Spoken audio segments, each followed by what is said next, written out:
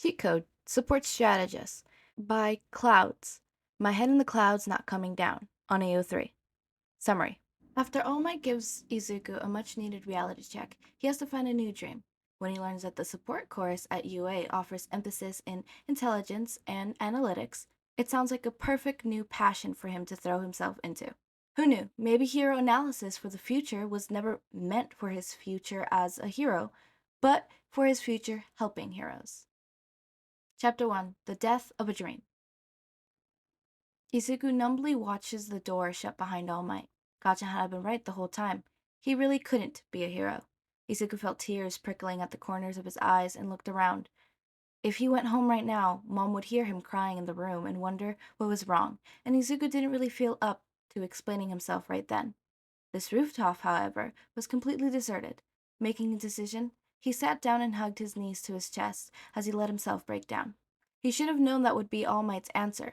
He still studied quirks for years, so he of all people should know that a quirkless teenager had no chance of beating villains with strong quirks. He couldn't even beat Kachan. He should have seen this coming, so why did it still hurt so much? After a few minutes of this, he became vaguely aware of the sounds of fireworks in the distance and almost stood up to look before changing his mind and curling even tighter as he sobbed harder. The fireworks should probably look pretty and might even cheer him up a little bit, but Izuku really wasn't in the mood for pretty things. No matter how cool they looked, fireworks wouldn't be able to put his shattered dream back together. The explosions were a good background for his pity party, though, Izuku thought with a wet chuckle. It's almost like the world itself was celebrating that he'd finally come to terms with reality. He couldn't really tell if he was sobbing or laughing at the mental image of Kachan and his teachers in party hats, gathering around a cake with All Might's true form on it as they set off confetti poppers. Congratulations.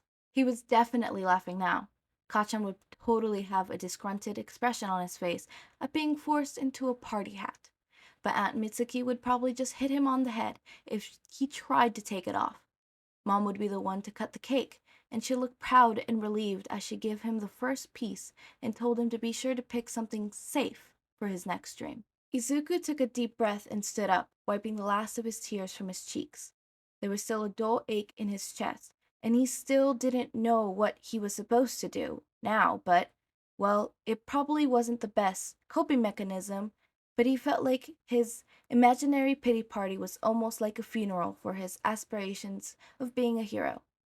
Wait, was this feeling grief? That would make sense, but it seemed weird to feel grief for something that wasn't a person.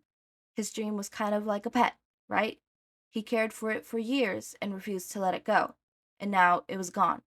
So it was probably okay to be a little sad. The sun had set sometime during his breakdown, so Izuku hurried straight home, only pausing once to check his reflection in a shop window to make sure his eyes weren't too red. He ran up the stairs to his apartment and quickly took off his shoes before digging into his backpack for his hero analysis notebook. Between the sludge villain and the coupon, he was lucky that it was legible at all. He should put it in the freezer to save it so he could transfer his notes into another book. Then he could carefully take out the pages that All Might had signed and frame them. "I'm home," he called out as he walked towards the kitchen. He should put the notebook in a plastic bag before putting it in the freezer, so it didn't get anything gross on the food. His thoughts were interrupted by his mother running at him so fast that she slid across the kitchen floor and almost knocked him down with the forces of her hug. "Oh, Izuku, I was so worried about you." Izuku looked at the clock. He wasn't that much later than he normally was. He knew for a fact he had gotten home much later because he lost track of time watching hero fights. So why was Mom worried today? She couldn't know what All Might had told him yet. Could she? Mom was still talking, rambling in her worry.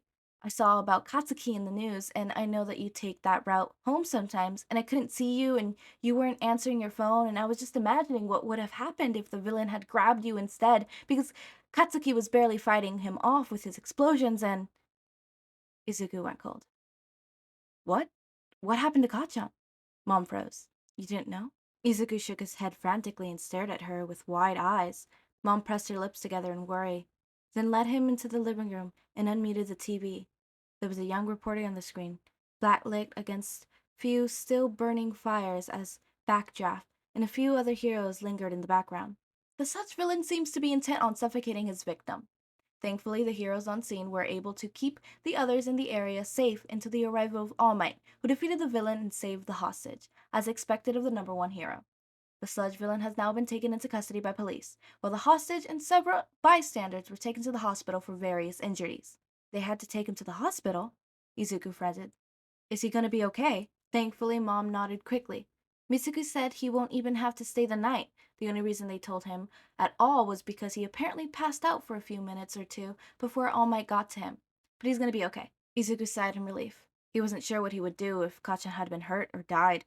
It would have been his fault for distracting All Might and making him use all his time, and Izuku wasn't sure if he'd be able to deal with that, especially since the description of the villain sounded like the one All Might had saved Izuku from, which meant that Izuku distracting him probably allowed the villain to escape.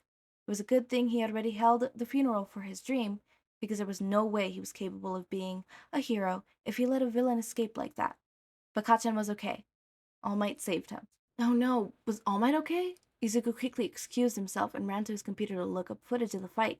All Might didn't look tired, but then again, he didn't look like a skeleton either, so Izuku knew he was good at hiding things. He almost melted in relief when All Might jumped away without talking to a single reporter as soon as Kachan was safe. He was already past his limit when talking to Izuku, and he probably had to go beyond that to save Kachan. But that didn't mean he didn't force himself to stay and chat. Hopefully, he was at home taking a well-deserved nap. Izuku spent the rest of the night studying the fight.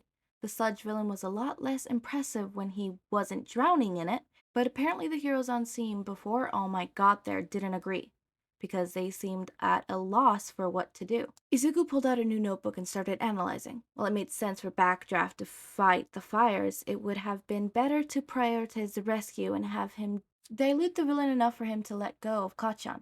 It would have meant leaving the fires burning, but since there was more fires, the longer Katsuki was held hostage, it would have been better in the long run. Mount Lady could have helped with the evacuation, especially if Backdraft was busy taking care of the villain. Her height prevented her from getting into the narrow street where the fight was, but it was wide enough that she could have reached her arm in and let people climb onto it from the upper windows. If she could have reached her arm in, it might have even been possible for her to grab Kachan from the villain without stepping into the street, depending on how far down the street they were. Kamori Woods and Death Arm were more difficult, but if Kamori had looped around to come at the villain from behind, he might have been able to grab Kachan without getting in the rage of his hands. Death Arm could have easily helped with evacuation. Eventually, Mom confiscated his notebook and forced him to go to bed. But Izuku's head still kept him awake for another hour, going through all the possibilities of how the fight could have gone differently. Finally, his thoughts slowed down enough for him to slowly drift off to sleep with one last confetti thought. Is there a way to help the heroes work smarter? Thank you so much for watching. I very much appreciate it. I will be posting this Podfic series every Monday. On Fridays, I will be posting a different Podfic series, and on Wednesdays, I'll be doing one-shots. Thank you so much for watching. Make sure to eat, sleep, drink water, take your medicine, and have a wonderful day.